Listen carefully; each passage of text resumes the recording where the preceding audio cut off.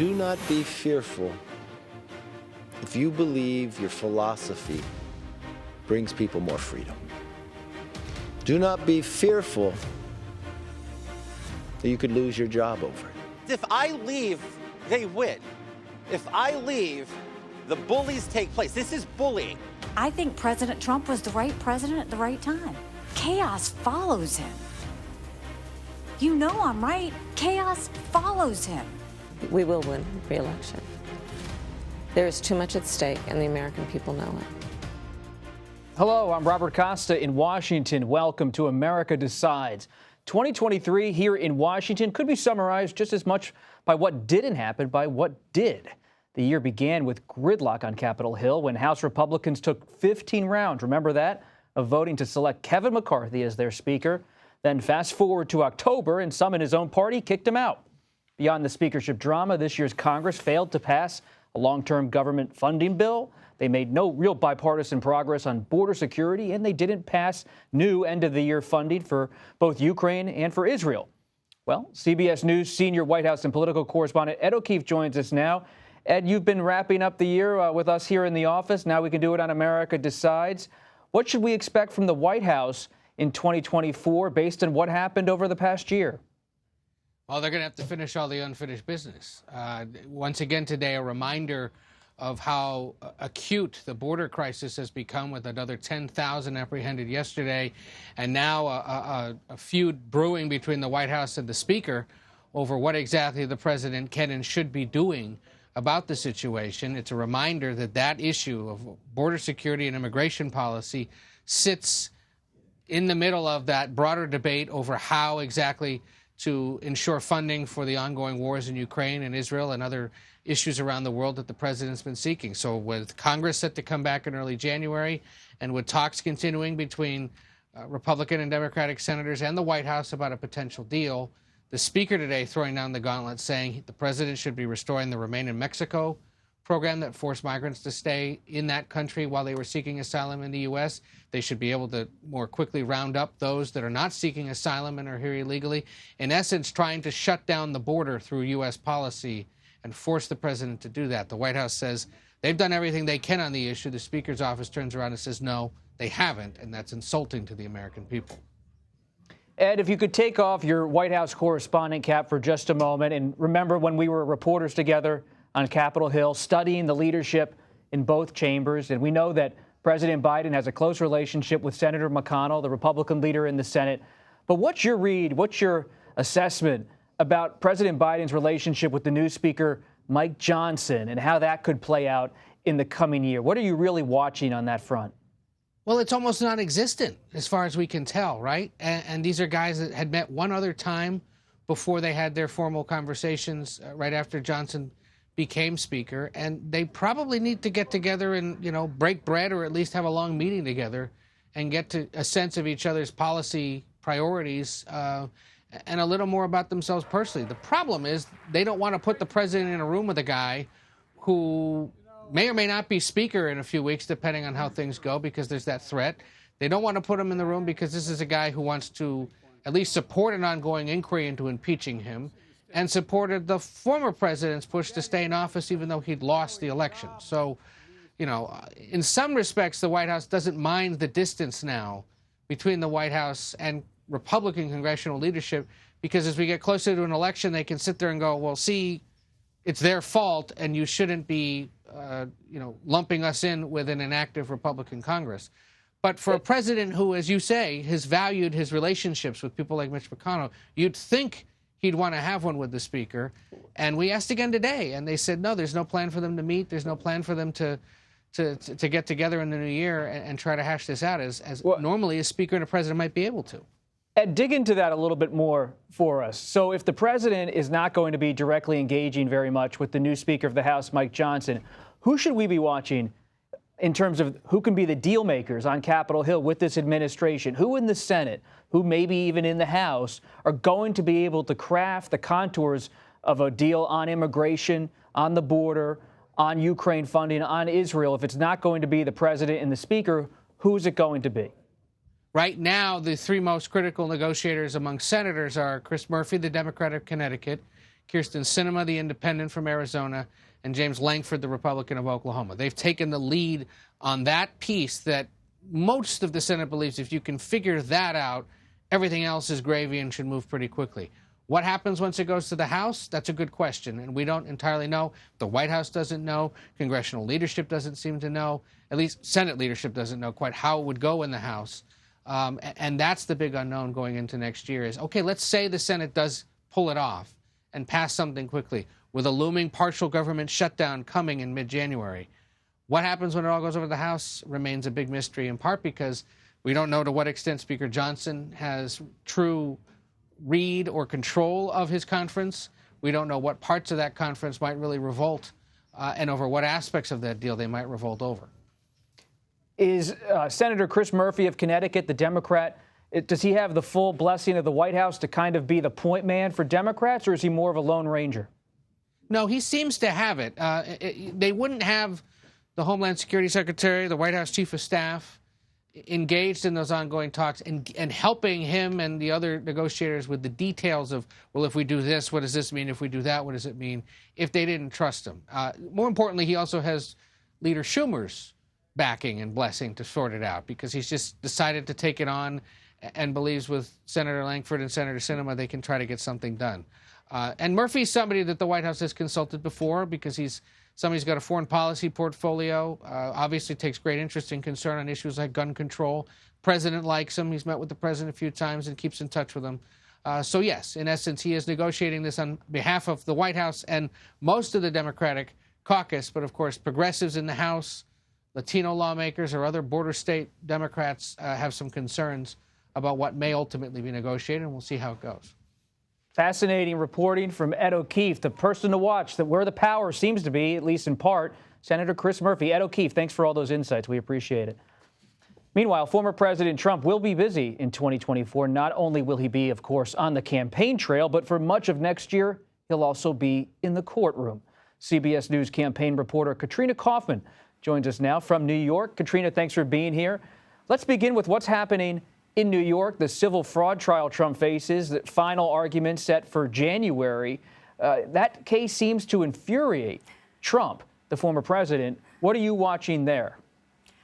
I would agree. I actually think this trial has been so much more interesting than maybe people give it credit for. I think it's super personal to Trump. I think it goes to the heart of who he is as a businessman, as a real estate mogul.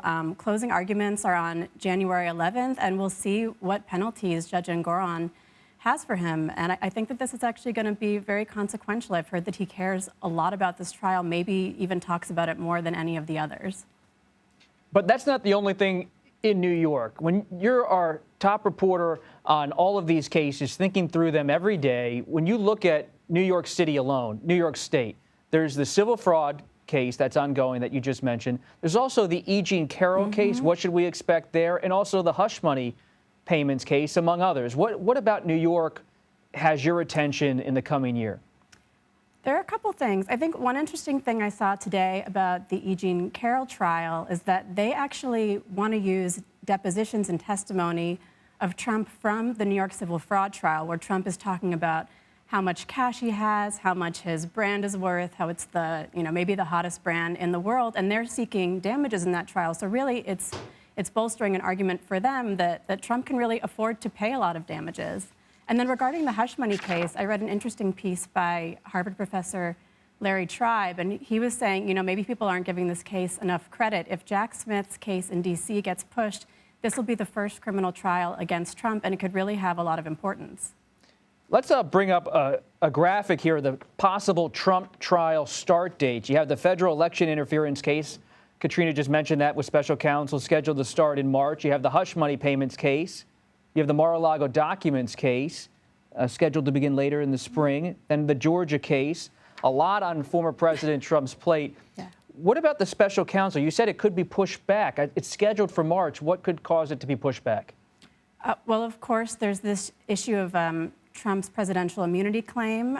We're currently waiting to see if the Supreme Court is going to take that up. If not, they're going to hear about it in the Court of Appeals. And, I guess we'll have to see. Currently, the case is on pause while this gets determined. So there's a possibility that the March 4th date could be pushed. I mean, talking to legal experts, some people I've talked to think it's going to stay. Others think this case could maybe be in April, maybe even May, just depending on how things play out. So that, I think really the Supreme Court is the other thing to watch.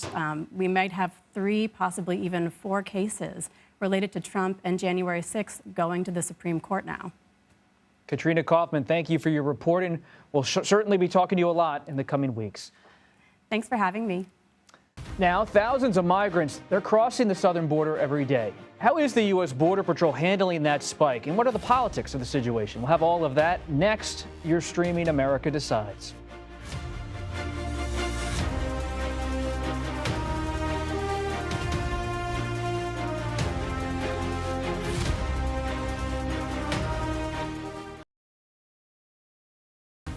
Welcome back to America Decides. U.S. immigration agents are dealing with a major spike in migration at the southern border. Immigration continues to be a vexing issue for both the White House and for Congress. CBS News immigration and politics reporter Camilo Montoya Galvez joins us now. Thanks for being here, Camilo. What is the latest situation at the border in terms of numbers of migrants coming across to the United States? Hi, Bob. We're in the Texas border town of Eagle Pass. It is now one of the epicenters of the intensifying crisis here along the U.S.-Mexico border. More than 10,000 migrants were apprehended by U.S. Border Patrol agents in just the past 24 hours, including 4,000 here in the Del Rio sector of Texas. As you can tell, Texas has been assembling razor wire here, concertina wire here, to deter illegal crossings, Bob. But I can tell you that we have witnessed hundreds and dozens of migrants enter the U.S. illegally, despite the concertina wire here. We saw parents with really small children, Bob, get through this wire here. Many of them have left their belongings here, as you can tell, bags, clothing, and other supplies here, because they need to be processed by Border Patrol agents who right now are completely overwhelmed by the spike in migration. And I can tell you, Bob, that just on the other side of the town here, there are hundreds of migrants still waiting in a makeshift staging area to be processed by Border Patrol. Many of them have spent the night there because the agency is so overwhelmed by, again, the spike in migration. And so this really does illustrate, Bob, the dire challenges that the federal government is facing here along the border. What's causing the spike? Well, we've heard from Border Patrol agents, volunteers, and the migrants, and it seems to be a confluence of factors, a perfect storm, if you will. You have a highly profitable smuggling network on the other side of this river in the Rio Grande in Mexico that is driving migration to the U.S. border. They're telling migrants that the U.S. border is open right now. Migrants are becoming desperate in Mexico. They cannot get an appointment through a Biden administration program that is allowing some asylum seekers to go to official crossings to enter the country legally. And so they're just crossing the river, swimming with their children, and getting through this razor wire. It is really a dire and striking scene here along the U.S.-Mexico border. The other factor is obviously conditions in countries like Venezuela. 7 million Venezuelans, Bob, have left that country in just the past few years. Most of the migrants we met here are from that country. What is the political response in Washington to this unfolding situation? Well, as you know, Bob, this has been a vexing issue for every administration, Republican and Democrat. But the situation here is unprecedented, both in its humanitarian but also national security implications. And the Biden administration right now, as you know, is entertaining these sweeping border policies to convince Republicans in Congress to support additional aid to Ukraine. The administration is considering agreeing to a new authority that will allow agents to just expel migrants across the river into Mexico without processing their claims when there's a certain threshold met in terms of illegal crossings. And so those talks are ongoing in Congress, but there is a general agreement between Republicans, moderate Democrats, and the White House that asylum needs to be restricted, that immigration detention needs to be expanded. It is, in many ways, a seismic shift for an administration, Bob, that, as you know, came into office denouncing many of these policies that resemble what the Trump administration did here along the U.S.-Mexico border. Is there any issue that you see as the key snag in the coming weeks as those talks continue? Yes. while there's general agreement on restricting asylum, Bob, and creating this expulsion authority to deport people back to Mexico quickly when Border Patrol agents are overwhelmed, there is a sticking point as it relates to the issue of humanitarian parole. It is this law that the Biden administration has been using to resettle hundreds of thousands of Afghan evacuees, Ukrainian refugees, and Latin American migrants and Haitian migrants who have U.S. sponsors. Republicans want to severely limit that authority because they say it is allowing people who shouldn't be in the U.S. in the first place to stay here. But the Biden administration says that is a key tool to divert people to legal channels so they don't cross this river and this razor wire here illegally. Camilo Montoya Galvez on the ground reporting for CBS News. Thank you. Thanks, Bob. The Cook Political Report is now moving two states President Biden won in 2020 to a toss-up. Coming up next, the latest on the president's re-election bid. You're streaming America Decides.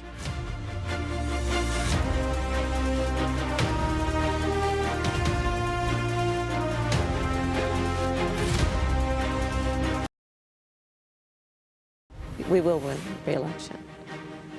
There is too much at stake, and the American people know it. Welcome back to America Decides. That, of course, was Vice President Kamala Harris in September on CBS's Face the Nation when asked about the threat of a second Trump presidency. And this week, the Cook Political Report is shifting its battleground map ahead of next year, moving Michigan and Nevada from lean Democratic to toss-up. A Republican hasn't won Nevada in a general election since George W. Bush as president, running for re-election, did in 2004. Braxton Booker and Deepa Shivram join us now. Braxton is a national political reporter for Politico.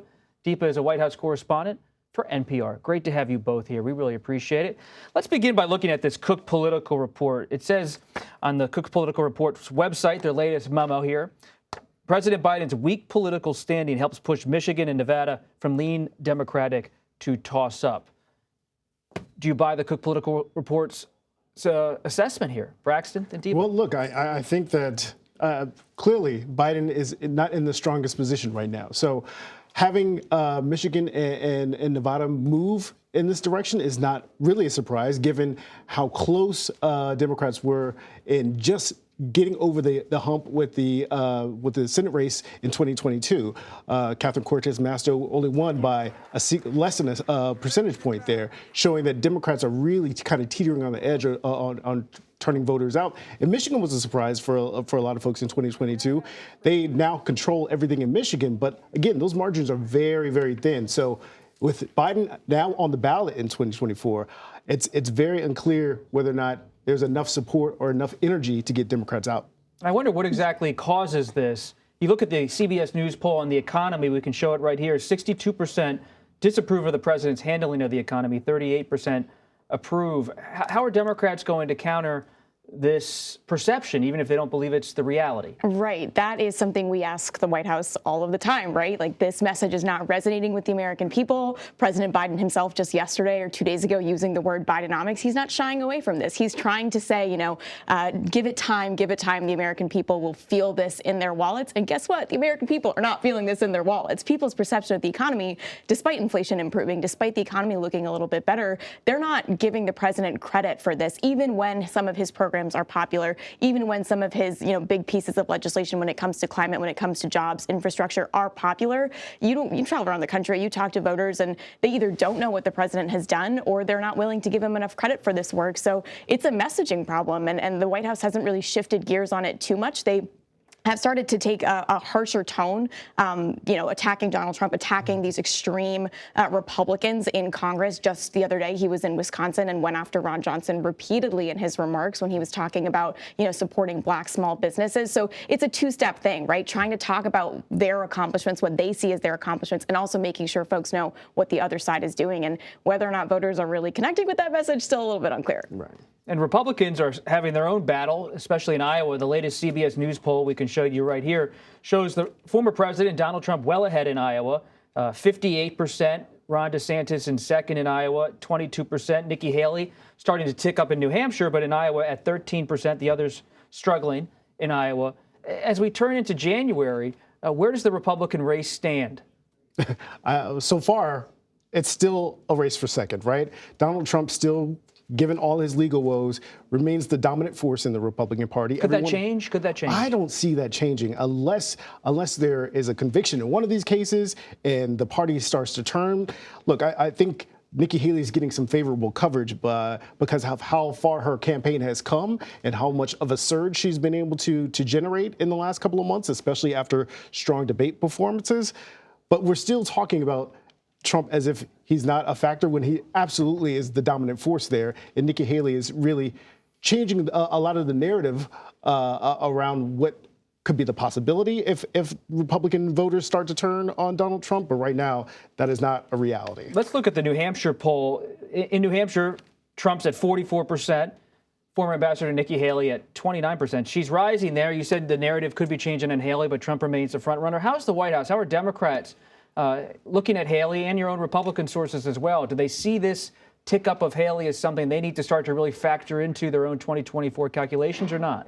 It's a little bit mixed. I think you see, especially when it comes to talking about abortion, which is something this White House and particularly Vice President Kamala Harris, a major messenger on this issue, trying to draw those contrasts, right? And so they're not ignoring, the Nikki Haleys of the world and what these other candidates are saying, but they know that Donald Trump is the force that they're fighting here. And when you hear the president talk in these fundraisers, where he gets a little bit more, he's able to speak a little bit more freely about this election and his opposition candidates, you hear him use very strong language talking about Donald Trump, comparing him to language that came out of the 1930s in Germany. This is the direction that they are definitely pivoting in, and so that I think is the road that you can expect them to go further down. And the White House is bringing up Adolf Hitler and saying Trump's rhetoric it has echoes, if not echoes, a direct link to the language of the 1930s, of Nazism, of fascism. What does that say about how this campaign might shake out? And are voters listening to how the stakes are being framed by President Biden? So far, I don't think so, right? I think obviously that is prime messaging for the White House. What else would they do in this case? You finally heard Donald Trump even mention Hitler this week, talking about, I haven't read Mein Kampf, right? Like the first time you really have heard a presidential candidate even bring this up unsolicited on the campaign trail. But look, this is still the guy who brought up American carnage during his inauguration address. This is a guy who came down the golden escalators. Called his opponents vermin. Called opponents vermin, talking about folks coming across the border. They're not bringing their best, they're bringing rapists. So this is just a continuation of the rhetoric that we're seeing from Trump. But so far, it doesn't seem like Democrats have a really good, solid message that is driving the point home. And certainly what Democrats need to do is talk about their policies like we were talking about. They have to talk about their wins. They have to talk about their policy achievements. And the more time you spend talking about Donald Trump's rhetoric, you're not talking about your achievements. And I think that is what voters are paying attention to. Also get the enthusiasm, right? They're talking about it, but are people enthusiastic about going to the polls and voting for Joe Biden right now? I don't know if that's the case. Very quickly, what are you watching in 2024 as a reporter? I think the way that this Biden-Harris ticket will have to reinvigorate younger voters in particular, especially about, what is going on with Israel and Gaza, especially about issues that have to do with the climate, which is another issue they have been deeply critical about with this administration. They're going to have to turn things around. Looking at those numbers, looking at that decision from Cook out of Nevada and Michigan, that should be really concerning for them. And this is a very critical base. And I think their messaging there and how they're going to go forward is interesting. Very quickly. Look, black voters. The Democrats are losing black voters. Look, overwhelmingly, black voters still are supporting Democrats, but you're seeing some black voters in some polls say 1 in 5 are saying that they would vote for Donald Trump. And if the Democrats are losing the base of the base, that is really, really bad news for Democrats heading in 2024. Braxton Booker and Deepa Shivaram, we really appreciate you stopping by. Thanks for coming. I hope you come back. That does it for us today on America Decides. Until 2024, we'll see you in the new year. You're streaming CBS News.